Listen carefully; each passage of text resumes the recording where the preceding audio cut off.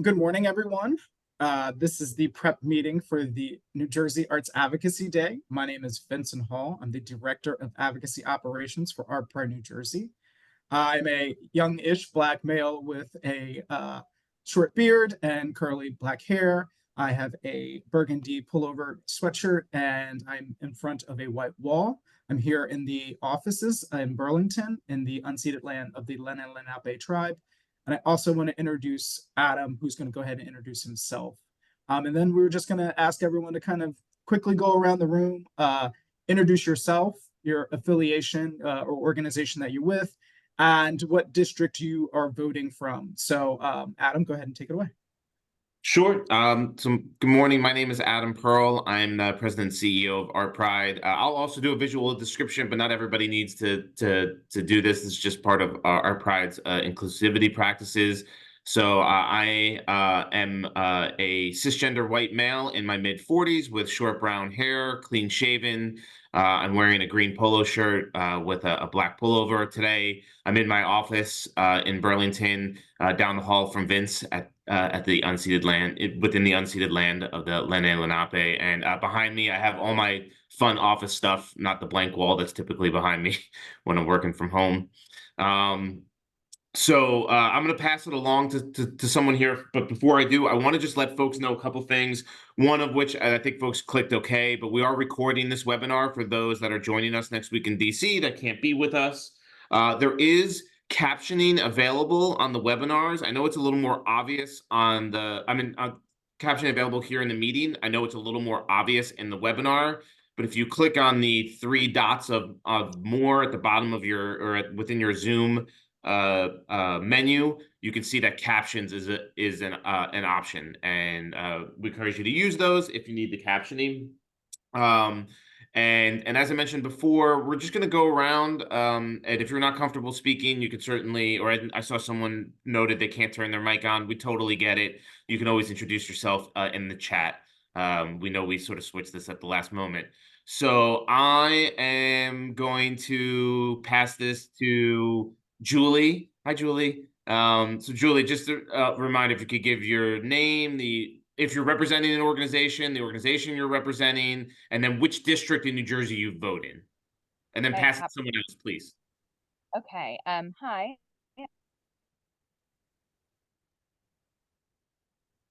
I vote from Legislative District 2, but we represent all 8 counties, but that is where our office is located, so that's our primary district. Did I forget something? What else did I forget?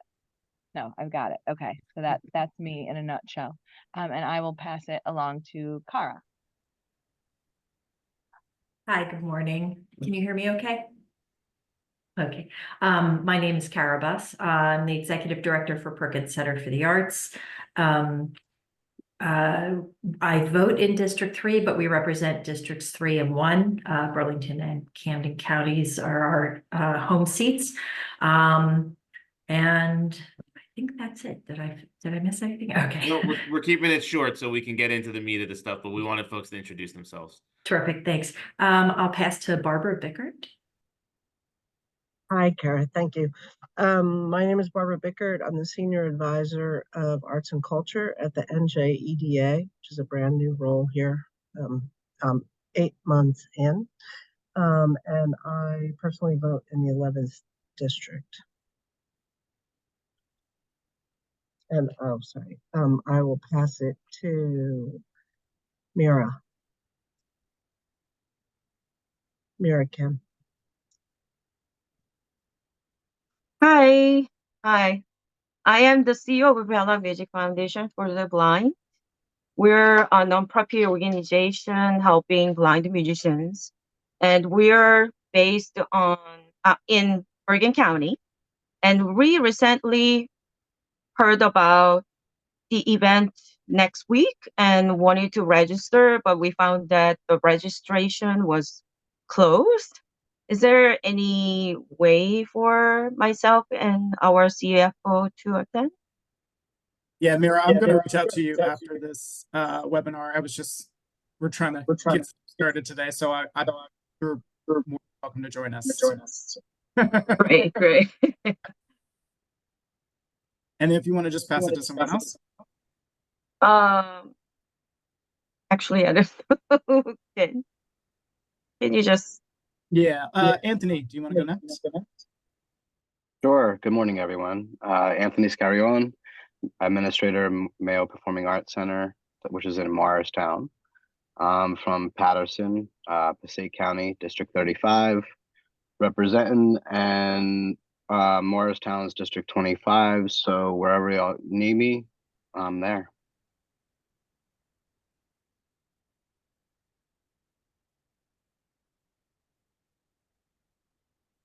Oh, And I'll pass to BJ.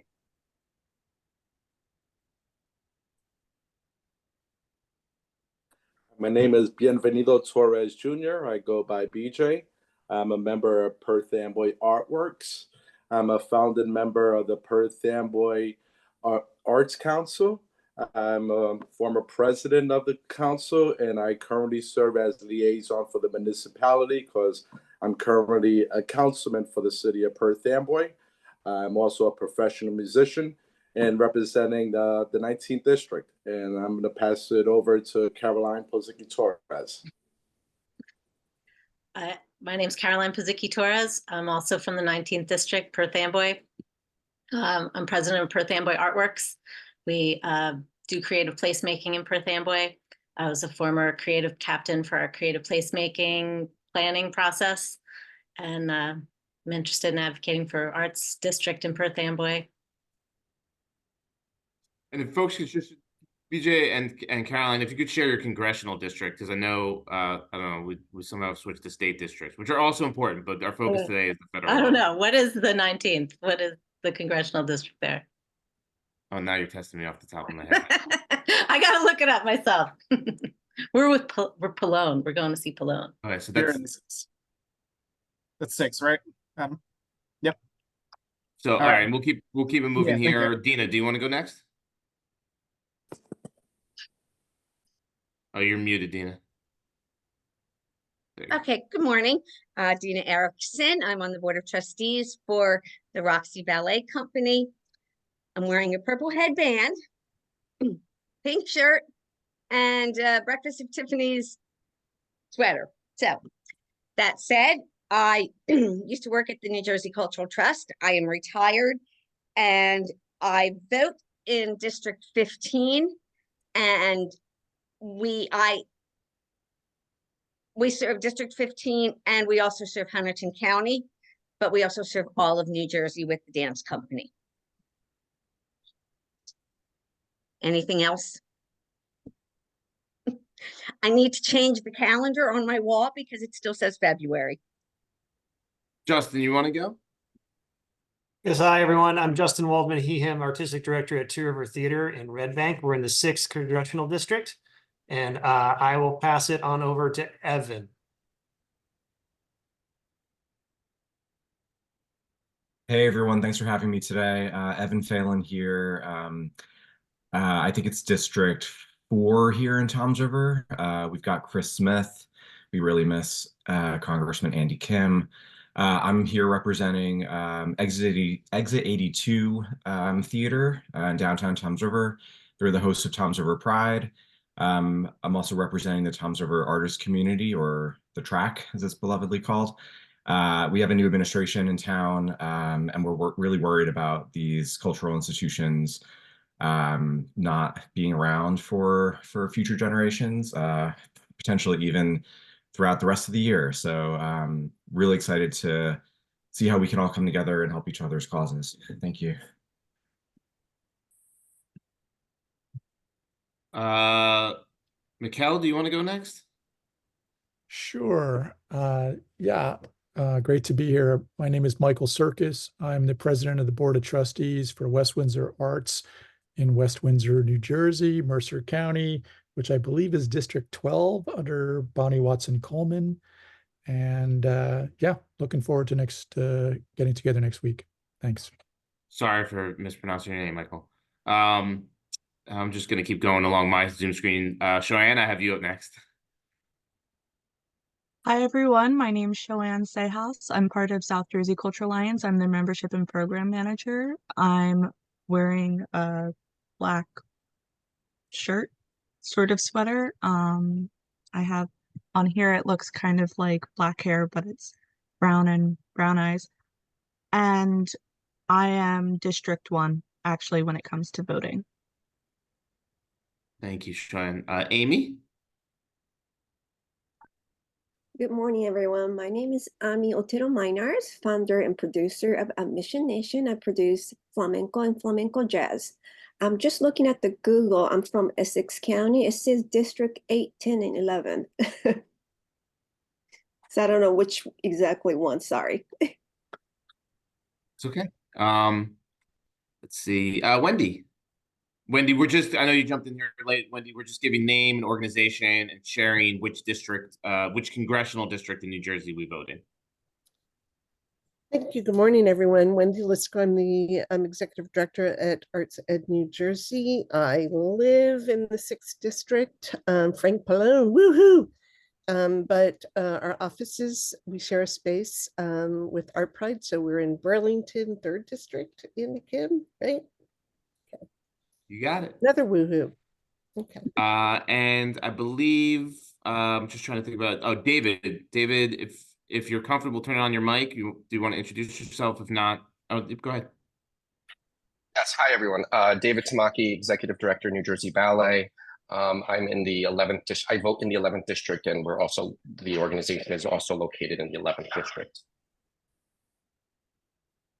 Thank you, David. And Vanessa. I know Vince, Vanessa, and I are all in different pockets of the ArtPride office. I don't know if you're somewhere that you can turn on your mic, Vanessa. I'm guessing not. We'll introduce Vanessa. So Vanessa is joining us. Vanessa is the Director of External Relations for ArtPride. She's the 3rd member of the ArtPride staff team that will be with us today. All right, so that took a few minutes, but I think it was worthwhile. And we're going to jump into the presentation. So Vince, you're going to share your screen, right? That's correct. All right. So like I said, thank you for showing up for the prep meeting. Like I said, Adam and I are going to go through some things. We're going to go through the issues and some legislation. This is all to kind of get you a little bit acclimated, and then there'll be some follow-up with an email and some other emails to follow. So just bear with us. And so we already done our introduction, so we're going to go ahead and skip that. The New Jersey Arts Advocacy Day is a day for us to go down, ArtPride and advocates to go down to the Capitol. And it really is an opportunity for us to garner support for federal funding, but also for legislation that is going to transform the many communities that we work in, either through arts education or through creative economy pieces of legislation. So that's some of the things we're going to talk about today. And I'm going to pass it to Adam, who's going to go over kind of basics of what it is to advocate, but also kind of important things to keep in mind while we're either in the room or, while we're going through the follow-up to Arts Advocacy Day. Sorry, trying to get my words together. So yeah, I'm gonna jump in here, and I want to just start by saying that we have a good group of folks here, both that are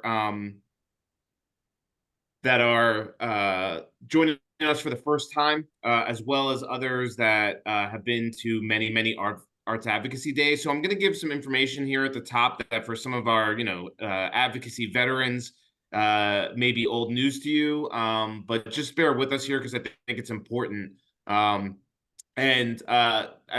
Vince put these bullet points up on the screen. Really what we're talking about here is simply telling your story. We don't want anyone to feel overwhelmed with becoming experts in policy or on specific bills that Vince is going to talk about. Really, the most impactful thing that you can do when you're in these meetings is to tell your story and to talk about what is important to your organizations and in your communities.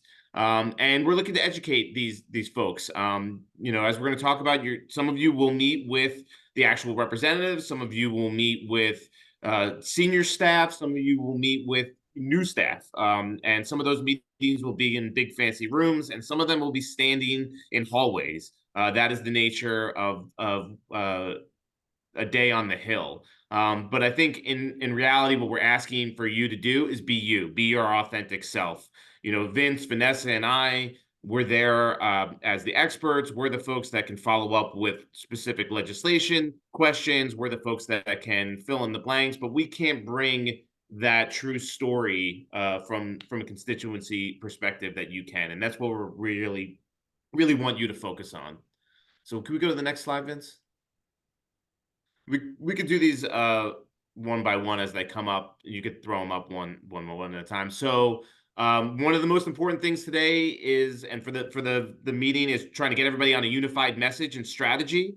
We all have different stories. We all have different things that are important to us, but we're all going there together to DC to ask for specific things. And Vince is going to go over those, but funding for the NEA and the NEH, support for specific federal legislation. There is a unified message which we need to go to. And we also need to be, and we could go to the next one here, Vince, too. It's get to know your elected officials and their staff. So if you weren't sure exactly which district you vote in, who your congressperson is, it's a good thing to just confirm between now and next week. Even if you're going to be in multiple meetings in other districts, it's good to know where you are, where your organization is, where your organization's impact is, and to understand those districts. And as I mentioned earlier, we were talking about, you know, before that, that's important to be able to connect from a federal perspective, right? So these are Congress folks, and we're going to meet with potentially some folks from the senator's office. And so we want to make sure that we're talking about federal issues that they have oversight. So we don't want to come with a zoning issue that's a municipal issue to a congressional meeting. We want to focus on the congressional, and a lot of the information we're talking about today has to do with that. So we talked about this, politicians respond to constituents. You can go to the next one, Vince. We're gonna talk about building ongoing professional relationships with elected officials and their staff. You're gonna get a lot of business cards. We're gonna encourage you to follow up with them. We're gonna ask you to be a resource. So you have that conversation and they want to know about you know, what's going on in Perth Amboy. You can become a resource on the issue for these decision makers. Go to the next one. Never assume you know your key decision makers' positions. You know, in today's world, there's a lot of experts when it comes to politics and a lot of information out there. When you're in the room with someone, never sort of presume because they're on one side of the aisle or on the other side of the aisle where their position might be. Ask them. So that's an important thing. And we mentioned this last one before. Be your authentic self. So we just talked about this. Things to keep in mind: to be prepared. Know the district in which you live and work. Know that at each meeting, you're going to have a veteran delegation member. So each meeting you're going to be in, either Vince, myself, Vanessa, or someone that has been to multiple advocacy days is going to be there. And they can act as sort of team leader to start the meeting and help facilitate it. You should know, as I mentioned, that meetings are often scheduled with congressional staffers. If you are meeting with a staffer that has a legislative aide and, you know, jokingly, I'm going to say, like, they look like they've been out of college for, you know, about 3 or 4 months, don't be thrown by that. These are still people who have the ear of that congressional representative. And so they've been assigned the arts docket. This could be someone that is starting out, but could end up, these folks move around, they move up the ladder. Within a couple of years, they could be the chief of staff in someone else's office. So treat everyone you meet with, from congressional staffer to representative, with equal respect.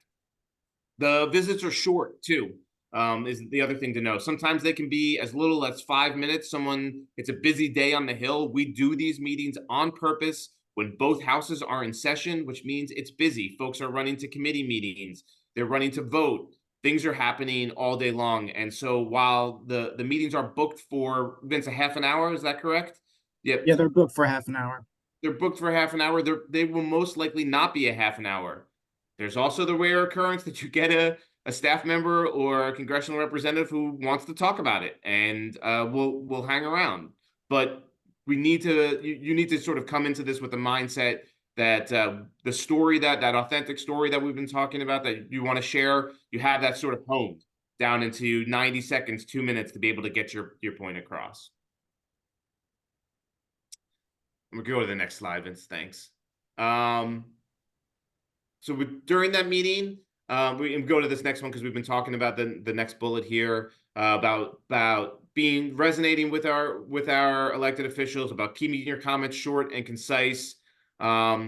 This next one's important. So we have folks on a full schedule. We're going to come back to this. We're going to do this section for what it's worth. I should have said this at the beginning. We're going to do this section about sort of what to expect in general in the meetings. Then Vince is going to do a section specifically on asks and legislation. And then we'll do a section on logistics. That's kind of our agenda for the webinar. And we could take breaks along the way here to ask questions. But you are going to be going to a few meetings. You're not going to be a constituent in each of the meetings that you're going to. You're going to be there supporting some other folks.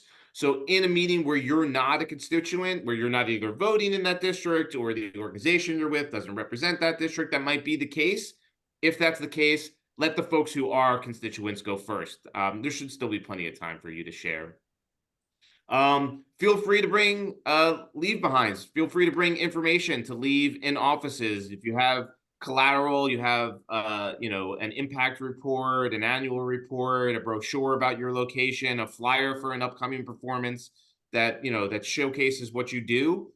Feel free to bring that along. People will take that. They are still pretty old school. They have files and they will collect paper. And then during the meeting, one of the things we encourage you to do is ask to take a photo. Both whether you're going to send it out on social media or you share it with ArtPride and we can send it out on social media. We want to tag the elected official. And this is even if the case, if you're meeting with a staffer. You can take a nice picture at pretty much any congressional office, outside of their office, by the nameplate. There's usually a flag there. Some folks have other kinds of decorations. So it's usually a nice place to take a photo. We encourage you to do that. That helps share what we're doing on the Hill. After the meeting, because you're going to get some business cards, you're going to get folks' names, put the elected officials, put those staff persons on your organization's mailing list. They gave you your contact information. Make sure you add them to your mailing list. Personally invite them to events, ask them to participate in some way. You can follow up and ask about their district office and who's in their district office and start to create a relationship there. That's how you might get a congressional representative to visit your location, which is always great to be happening across the state. As I said there. And then the other way too, we encourage you to be a resource to them. Start to attend their town hall meetings. Be a regular face and voice for that district as well. So that's some of the follow-up that you can do in the days and weeks after the meeting. So I know I went through that part quick because we're just trying to keep y'all be respectful of your time. Are there any questions before we jump into the legislation and the ask portion of the webinar?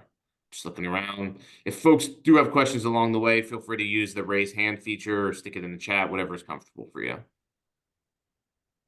I think we're good, Vince. You're up. Thank you. And I'm just going to breeze through these, but I'm going to follow up with an email and there's going to be a document with some additional information. So for those who really like to sit down and really get down and gritty with the details, there'll be some follow-up information. But for the federal funding for FY25, the request for advocates is going to be $210 million for the NEA, the National Endowment on the Arts, for the arts, $200 million for the NEH, and there's two press releases that just came out recently that have breakdowns on why the amount is slightly different. There's some different funding for some few extra projects that are going to be going in next year. There's $50 million for both active military and veterans through the community arts engagement. Increases in Title I, II, and IV to support well-rounded education, and increases in arts and ed program.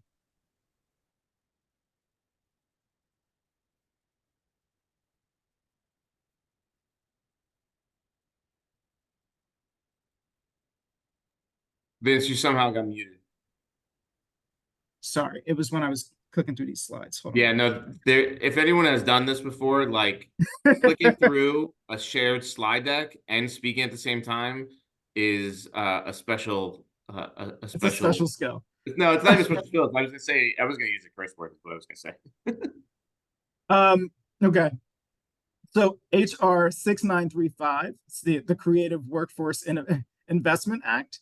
It amends the Workforce Innovation and Opportunity Act, which is also referred to as WIOA, to create a new grants program for creative workforce. This is going to be directed through the Secretary of Labor in consultation with the chairperson of the National Endowment for the Arts to award grants for arts and creative workforce programs. It also requires the grantees to create art that is public and accessible to the public, such as free concerts, large-scale murals, photography exhibits, published stories, or dance performances.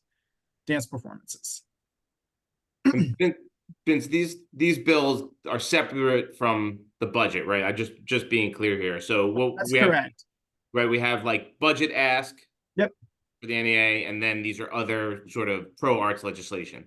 Correct. Yeah. So the first slide that I went through with the 210 million to 100 million and those other, like, yes, they're federal funding appropriation asks. These are pieces of legislation that may not have money attached to them, but are more like trying to either, like I said, build the workforce. You're making a face, Adam. Am I wrong? No, you're right. I'm reading Wendy's question. Oh, okay. These are more for like the work, like I said, the workforce, creative economy, arts education, or things like that. So, going back into it, HR 3239 is advancing equity through the Arts and Humanities Act of 2023, which was reintroduced this year, excuse me. And this establishes a program to increase engagement with public and nonprofit entities, including faith-based and community-based organizations that serve and lead or are led by people of color in supporting arts and humanities. This bill also provides a competitive grants program for the creation and expansion of programs to support public and nonprofit arts humanities organizations that directly combat systematic racism. And let me just, like I said, keep going because we have a lot of stuff today.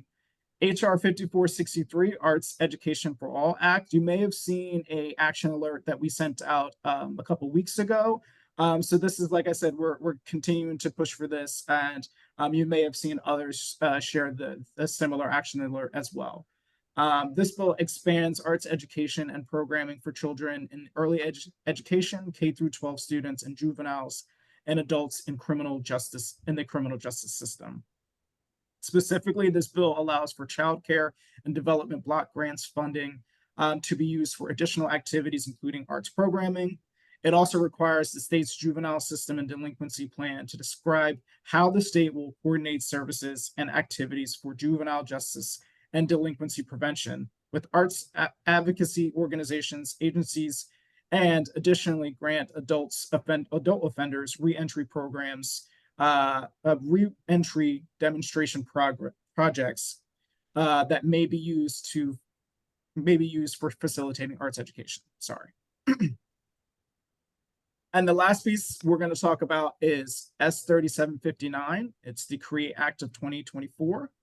This act supports individuals in the creative economy by expanding the Small Business Administration, the Economic Development Administration, and the U.S. Department of Agriculture's Rural Development Administration to support the creative economy and ensuring access to FEMA disaster relief assistance for artists.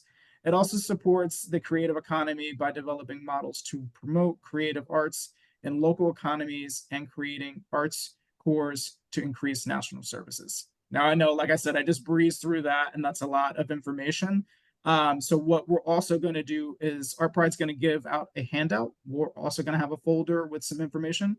That handout is going to have the specific pieces of appropriation that we started in the beginning, and these 4 pieces of legislation kind of with bullet points that are listed in the PowerPoint. I'll also be following up, like I said, with the handout and additional information for folks who want to kind of read up on some of these pieces of legislation before they get down to Washington. So just quickly going to the next slide. Adam, do you want to? Yeah, I was just going to jump. Can we go back for 1 second, just because I want to give people an opportunity to talk a little bit about the asks. Sure.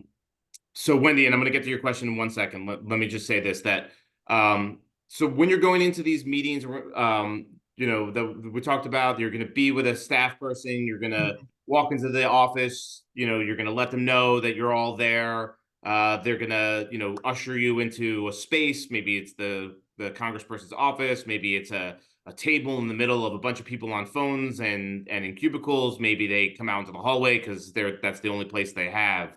But before you get to that point, you and your group really want to go over this and say, okay, who's gonna talk about the funding levels that we're requesting within the FY25 budget? Who is going to mention, the Creative Workforce Investment Act? Who is comfortable, doing 30 seconds on the equity through the arts and humanities? So each of these bills, and you want to be able to sort of divvy that up. And you really don't need much more than what's on these bullet points. So for you to be the person who brings this up, you're really not going to have much more time than sort of explaining what the bill is and letting the person know that the follow-up that we're going to provide has additional information.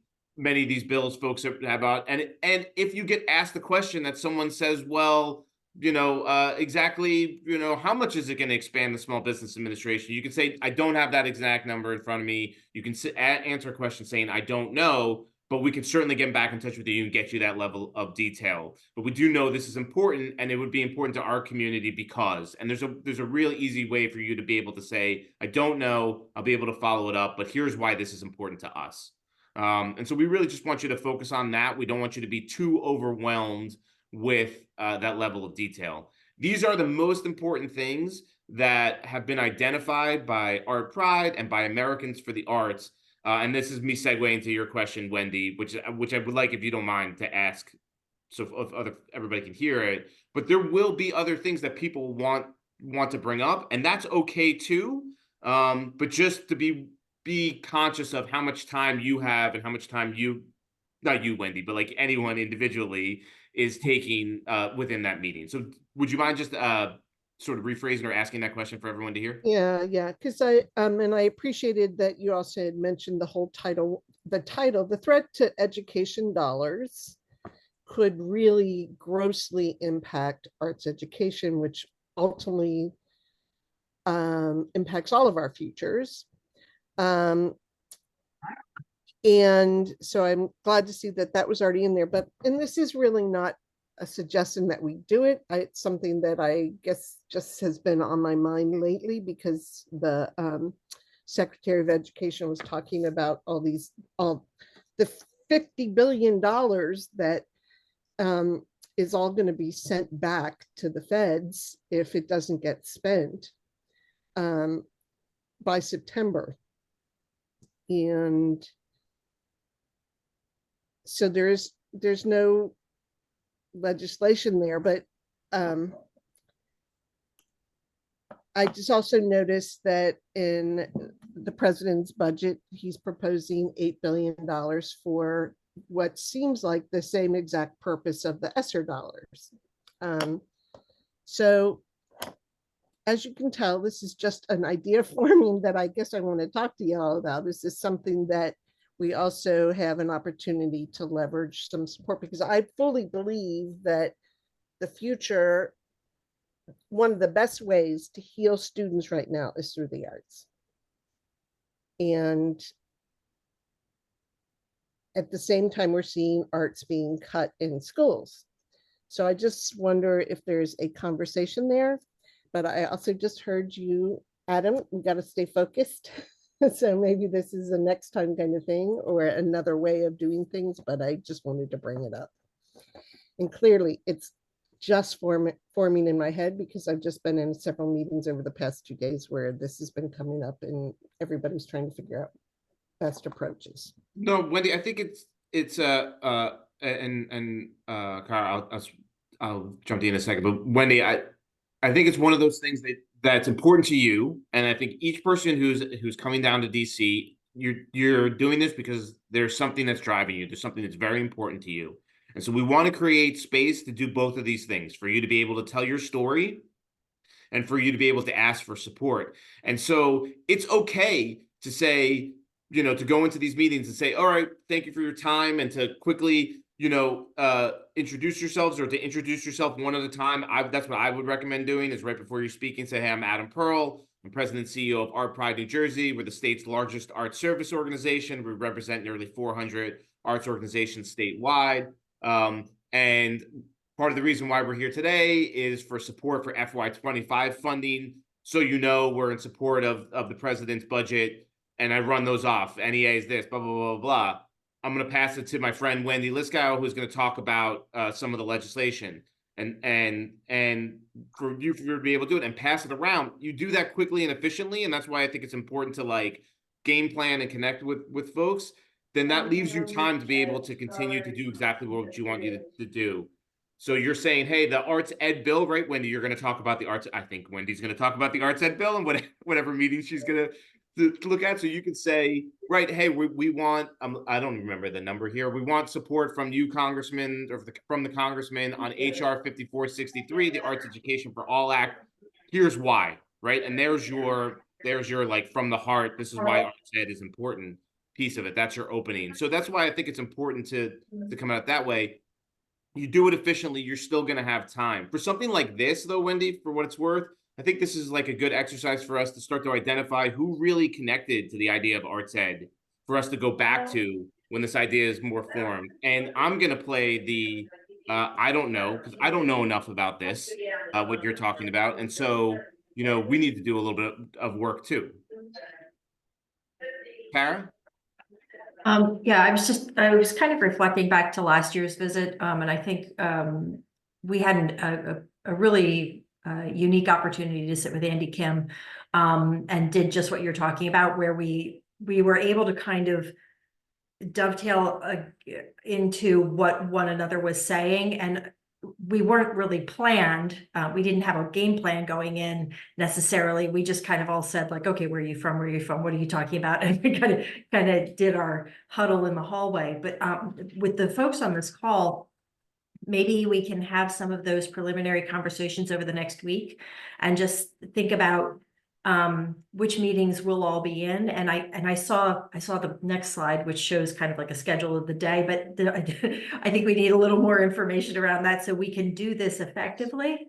And then we can kind of come into each of those meetings with, you know, the meta message, right? The meta message, and then bring forward the individual stories and things that pull support to that meta message. Absolutely. Thank you. Dina? Yes. I don't know if anybody's going to be able to open this, but I believe I shared my updated 2024 legislative roster, which has the districts, the emails, the person. So it's in an Excel spreadsheet. I don't know if it's going to help anybody, and I don't know if anybody can open it.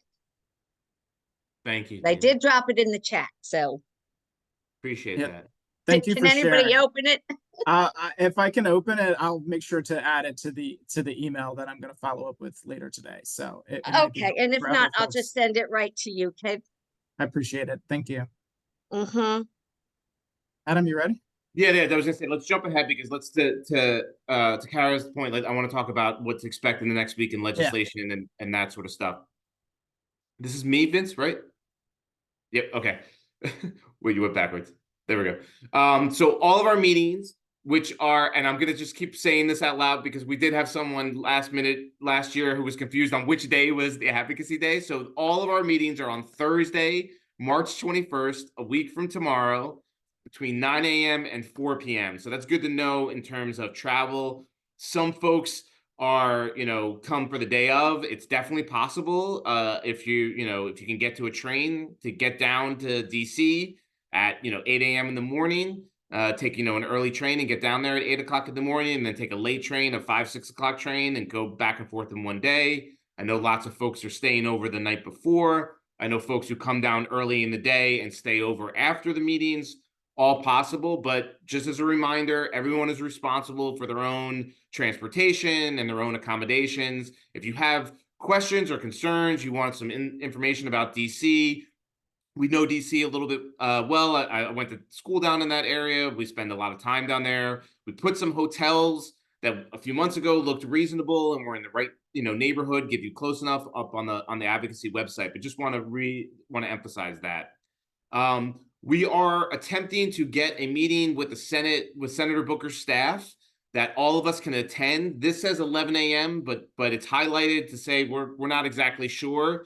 We're really actually hoping we can do it in the 9 o'clock hour as the first meeting of the day, get everybody together at the Hart Building. If you were there last year, we did it there in the lobby by the sculpture, and we had the meeting there. Then we took a nice picture, and then everybody went on their ways. That worked really well. So we're trying to recreate that. No promises. But to the point made earlier, Vince will be distributing everyone's schedule. Vince, Friday, is that the date? Yeah, Friday afternoon at least. So Friday afternoon, which is pretty typical. I'm actually going down for 2 days in a row, for tourism on Wednesday and for arts on Thursday. And I haven't even got my schedule from the company. There's actually a consulting company that does the scheduling. So what Vince does, there's a whole firm that does that for the tourism, but Vince does it all on his own. So kudos to him for making it happen. So Vince is going to send out those emails. Vince, I apologize because I'm just trying to remember off the top of my head, but do you send sort of like, is it an email to be like District 10 with all the folks sort of like it's one email? Hey, this is the District 10 meeting. It's at this time. And the people in the District 10 meeting are all copied so that they can start to connect with each other? Yes, I mean, there's a slide about it, but we can talk about it here just so that people can sorry. feel comfortable. No, it's totally fine. We're kind of going out of order, so it's totally fine.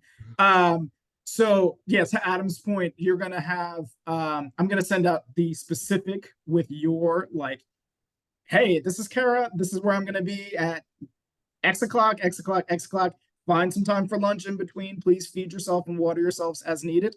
And then there's gonna be another email that follows up that's going to be like, hey, these are the people that are also from your district. If you want to meet up before, after, whatever, follow up and do those meetings in between the week, those are the people who are from your district, and that's how you can try to connect with folks. So yes, both of those things are correct. Sorry, we added that last slide in there, and it's okay. Yeah. So we are asking folks to stick to your prepared schedule. As I mentioned, Vince, this is like extremely confusing, like sliding puzzle to get this to work. Ideally, we have set you up with 3 meetings. Some people might have 2. I will probably have like 5 or 6, but most folks will have 3, 1 within your district and 2 outside, or perhaps 1 in the district you vote in, 1 in the district your organization represents, and another one where you're supporting. Just trying to give you, so if you have a district where you're like, well, I'm from South Jersey, and this is, clearly a Central Jersey district, we're just trying to give you a full day and have you be able to support. It may be a district where there's only 1 person who's a constituent, so having another person represent, or if we feel like, Wendy, I'll just keep using you as an example, someone like Wendy who represents the state, we could put Wendy in any district, if we needed to, because she can represent any district. So there's a little bit of that going on. Be sure to take time for lunches in between meetings. So there are cafeterias in the basement of the House office buildings. We're going to get to sort of getting around there, but there's cafeterias, so you don't need to leave the building for food. They can be a little crowded, but they're actually pretty decent cafeterias with some good options. If you have a big gap in your schedule, DC is awesome for food, and there's definitely places that are either a short Uber ride or a short walk away. Feel free to Google map it. If not, we can certainly make recommendations as well. And be ready for changes. So Vince is going to schedule that on Friday. I would be shocked if between Monday and Thursday, he doesn't get an email from a staff person who says, this committee was scheduled and I got to move this meeting. So just be ready for those changes, and we'll let you know. Go for it, Vince. Yes, and this is very important too, because there is a vote on the 22nd for a 6 mini bus package bill. So I've already gotten people kind of moving around their schedule. So I just want to be clear that your schedule is based on where you fit in line, but the times may fluctuate given everything that's going to be going on at that and in that week. So yeah, it's kind of important to just stick to your schedule, know where you need to be, but also keep your emails and phones ready for any updates. So thank you, Adam. Hopefully it's not the case.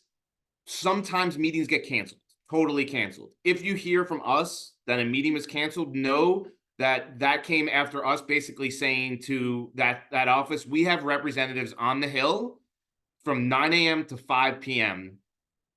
Give us 15 minutes. Where is their 15 minutes? And we've been told no. It's rare that it happens, but just know if that's the case,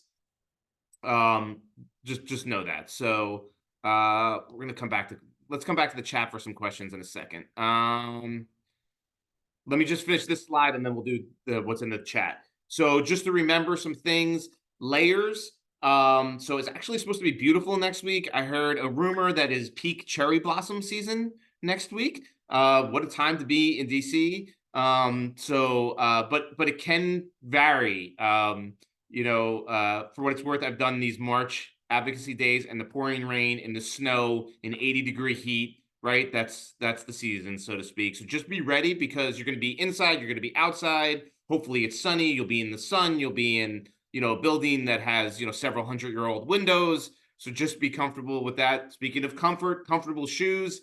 If you haven't been there before, it is called the Hill because it's on a hill.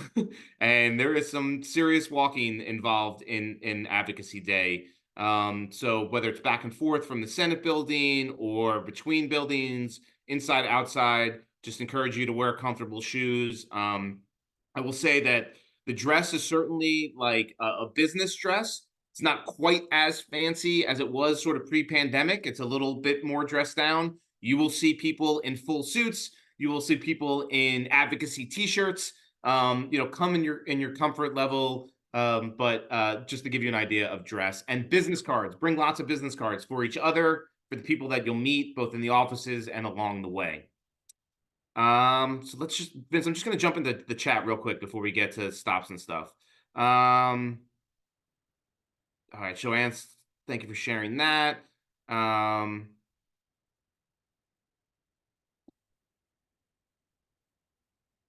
All right, so Dina, just so you know, when you registered, we sort of figured that out for you. So we'll know based off of your address and Roxy Ballets which district to put you in. Creating a group text is a great idea. When you get that email that has everybody in that meeting connected to it, that's where I would say you start to have that conversation to say, hey, I really like to talk about the arts ed bill, or I'd really like to talk about the diversity and equity bill, or I'm only comfortable talking about the appropriation as bills scare me, whatever that is. And hey, do you all want to start a group text? Because checking email might be difficult to do on the day of. You might not get that message, and text might be easy. So I would encourage you to do that in your small groups based on everyone's comfort level. Digital business cards work. Absolutely. As long as the person on the other end is willing to accept it, that works as well. I'm still working through my pre-pandemic business cards. I think that's the questions. So Vince, can we go to the next slide? Not sure where folks are staying. The ArtPride staff is staying walking distance from the Hill. If you are staying in any of those hotels that we put on our Advocacy Day website, most of those are either a reasonable walk, a short Uber, or an easy metro ride to the Hill. So I find DC, despite its crazy streets, street system, I find it actually pretty walkable and pretty easy to navigate when it comes to the metro. If you are taking the metro, the best metro station for the Hill is Capitol South. That's on the Hill, on the House side, and we'll show you that in a second. But it's still the best, even if you're going over to the Senate. That's the closest metro stop to both sets of congressional office buildings. And then, as mentioned here, we can walkable here. So first, there at the bottom of your screen is the Capitol South Metro Station, right outside of the office buildings. You can keep clicking here, Vince. So you have the Senate side here at the sort of the top of near the top of the screen here, and then the House side on the bottom there near the Capitol, and that is you can see the U.S. Capitol. That's the mall in between. Don't be necessarily fooled by this if you haven't been there before. The walk from that arrow that's pointing to the Hart Building and the arrow that's pointing to the Cannon Office Building is at least a 10-minute walk, and I walk very fast if you've walked with me before.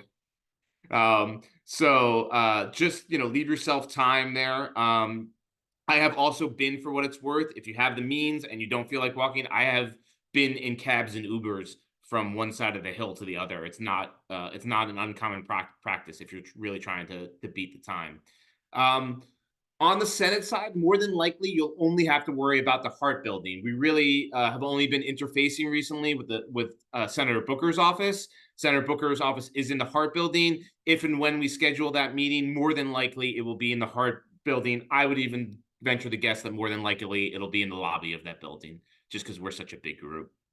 On the House side, you have 3 buildings: Cannon, Longworth, Rayburn. A couple things to remember here. They are in alphabetical order, so you don't have to remember CLR. They put them in that order. When you're looking at someone's office, the office number, the number will be preceded by that letter. So it will say CHOB or LHOB or RHOB. So to tell you which, so if it says CHOB 233, then you know it's in the Cannon building on the 2nd floor. In each of these buildings, there are maps on every wall because these buildings are crazy complicated. There's lots of, look at Rayburn. Go ahead, look at it. Who designed that building? It has lots of dead ends in Rayburn. You will be with staff members who have worked on the Hill for years, who will like walk down a hallway and look both ways and be like, oh, that's this way. So I encourage you to use the signs on the walls, literally at like every intersection of a hallway. There's a map of the building, the floor you're on, you're here. Each hallway, it will show you the range of offices in that hallway. They're not in order. It doesn't go in order around the square of Cannon office buildings. So use those maps in the buildings. I'm telling you, no matter how many years, they're the ones I walk up the staircase or out of the elevator and I go right to the map and I'm like, where are we? Where are we walking to? Because those buildings are super, super confusing. The other thing I'll mention on the House side is that once you're in the House buildings, you don't need to leave the House buildings to go outside, to go back through security to get in. Those buildings are connected through tunnels on the bottom. So just go down to the basement floor, ask staff members, literally staff members that work on the Hill are getting asked all day long. You can leave a meeting and say, hey, can you point me the best way to get over? I got to get over to Longworth. They'll tell you, go out the hallway, take the elevator down to the basement floor and go left out of the elevator. And then you can follow signs and ask folks. People are really good. They understand that advocates are trying to navigate it. But security can be long at some of these buildings. Buildings often have multiple entrances. So I know, for instance, I'll give this as an example. If you're looking there at the Cannon office building there on the corner of Independence, and I think it's neither New Jersey or New York Avenue, I forget, but you could stand on that corner and there's actually entrances on both sides of that building. And quite often I will like look down the one street, and if it looks like there's a long line there, I'll walk around to the other side and peek down the other to sort of like, if you're at the checkout line at Costco and you're trying to figure out which line is the shortest. I encourage you to just be aware of that. Vince, anything else? Yeah, I was just going to say 2 things. One, just make sure that you're giving yourself time in between, right? So I know me, I get a little frustrated when I'm lost. So like if I give myself an extra 5 minutes to kind of get myself situated and figure out where I'm going, it gets a lot easier when you get there to get into your spiel. And 2, if you're bringing a bag, that's going to take a little longer for you to get in line because I do need to search your bag if you're bringing electronics and things like that. So just be mindful. What you're carrying, what you're bringing is probably gonna hold you up in the line for a little bit. So just 2 things when you're traveling through the day to keep in mind. So just before we jump to next steps, just that because I think a lot of folks are taking a train down. Union Station there at the top of the map. It's certainly walkable from the House buildings. It's a good walk. It's 15-20 minute walk. Hopefully it's a beautiful day, cherry blossoms, and walk across the mall, maybe stop at the National Gallery of Art. I don't know, that's what I do. But it's definitely walkable. It's also, as you can see, it's a short metro ride from Capitol South direct to Union Station on the Red Line. So it's I think maybe 1 stop, or it could be 2. So certainly doable there, as well as, again, if you have the means to desire a short cab or short Uber ride, but just to give folks bearings on where Union Station is, because we do have so many folks that travel via train. Vince, I know you're going to go to the next slide, but Evan, the short answer to your question is yes. ArtPride does advocacy at all levels, local, county, state. And so what I'm going to do is I'm going to have Vanessa on our team reach out to you after this call to have a follow-up conversation, just so that we can get through this information and get folks on their way to their next meeting. I hope that's okay. Yeah, thank you so much. Of course. Oh, and I just wanted to give one more pro tip about the Union Station, and that is they also do bag check.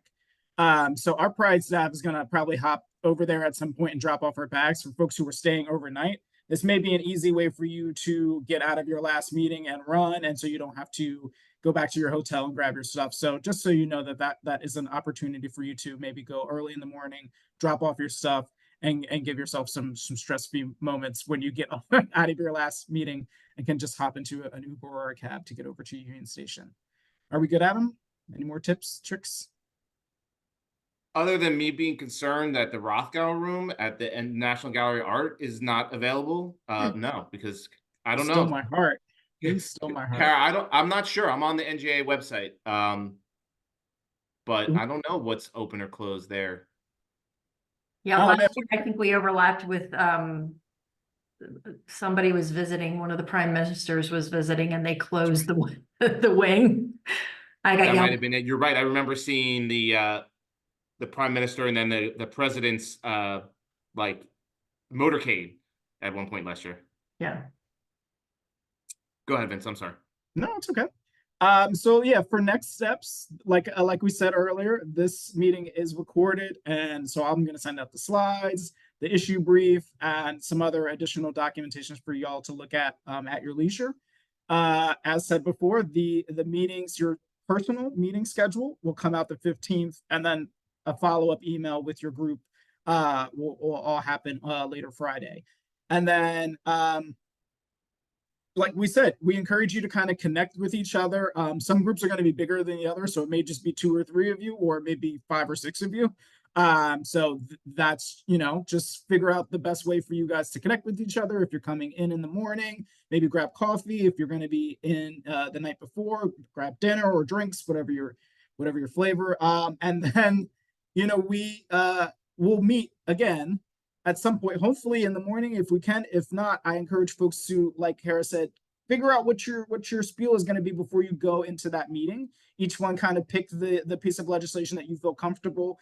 Either myself, Adam, Vanessa, or someone else who's been there a few times is going to start the meeting off with that lead, and then go into your story. So all that kind of, like we said, is going to be helpful if you figure that out before you walk into the room. It just makes it a little less clunky when you're going in and introducing yourself.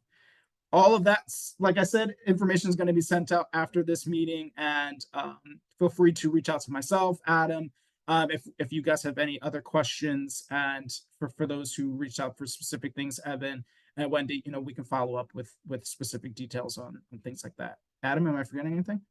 No, just the next slide is that one of the new things that we're doing this year, trying to beef up, we've done sort of this before, is get folks involved from home. And we're going to be sending out, while we're on the Hill, a call to action. We're going to be encouraging folks who didn't attend in person down in DC to advocate from home. We're going to be doing action alert. We're going to be giving folks an opportunity to reach out to their congressional offices in support of what you're doing in person.